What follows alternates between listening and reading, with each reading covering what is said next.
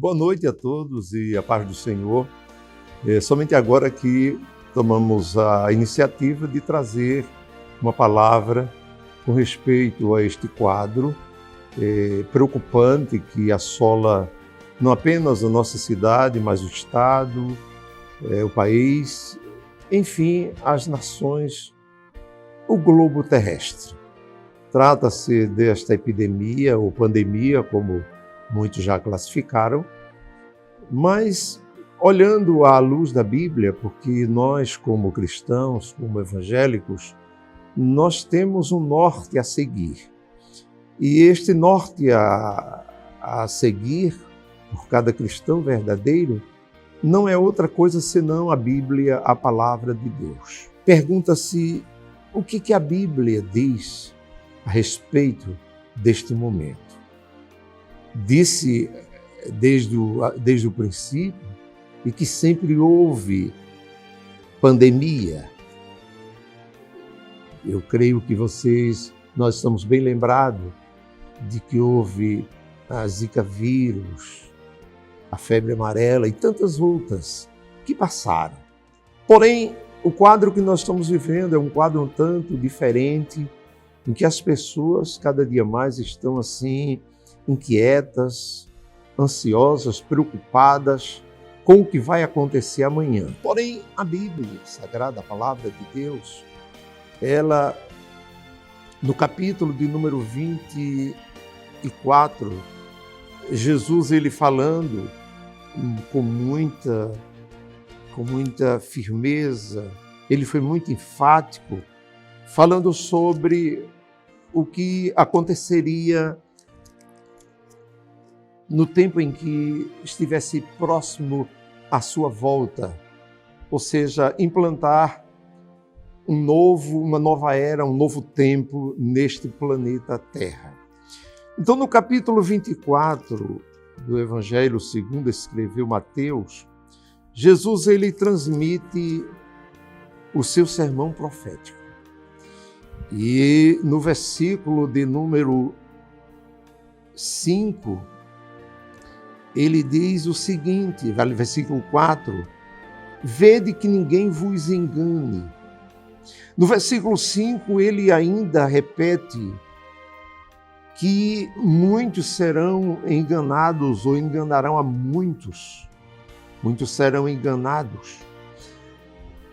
E no versículo 6, ele disse, olha, é necessário que assim aconteça. É necessário que assim aconteça, mas ainda não é o fim. Essa frase, que é necessário que primeiro aconteça o que aconteça estas coisas, Jesus ele repetiu por várias vezes e foi registrado por alguns evangelistas. O evangelista São Lucas, escrevendo, ele disse, é necessário que primeiro aconteça estas coisas, mas o fim não será logo. Já o evangelista Mateus, ele diz porque é necessário que assim aconteça, mas ainda não é o fim. E o evangelista Marcos, ele repete, dizendo, é necessário que assim aconteça, mas ainda não é o fim.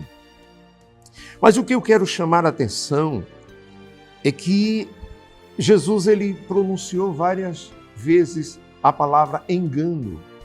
É a primeira preocupação de Jesus em responder aos discípulos que interrogaram quais os sinais evidentes da sua volta a este mundo. Ele enfatizou muitas vezes a palavra engano. Engano fala de mentira, engano fala de fake news, engano fala de inverdades. E é isto que nós estamos vendo neste momento em que a humanidade experimenta um momento um tanto difícil. Tanto a área secular como o segmento secular, como o segmento religioso. E o segmento religioso que segue a Bíblia, ele paga um preço, ou seja, a preocupação é maior, porque nós conhecemos a palavra. E a nossa preocupação maior não é finalmente somente nas vidas que estão sendo ceifadas, ou seja, vidas que estão sendo entrando em óbito. Tanto pessoas cristãs, pessoas que conhecem a palavra, como também pessoas que não conhecem a palavra, pessoas que obedecem o Evangelho e pessoas que não obedecem o Evangelho de Cristo. A nossa preocupação maior é a morte espiritual. Existe um entendimento na mente do verdadeiro cristão que nós devemos não nos preparar apenas para esta vida, mas para a vida futura, ou seja, para a vida eterna, para a vida que permanece para sempre. Então, Jesus, ele sempre avisou. E não é novidade para nós, cristãos que conhecemos a Bíblia, porque desde o início da criação, que Deus, ele sempre tomou alguma medida punitiva, até porque tudo está no seu controle. Nada acontece sem que o Senhor Deus, o Criador, o sustentador, aquele que tem este planeta em suas mãos, nada acontece sem uma permissão dele, sem uma ordem dele.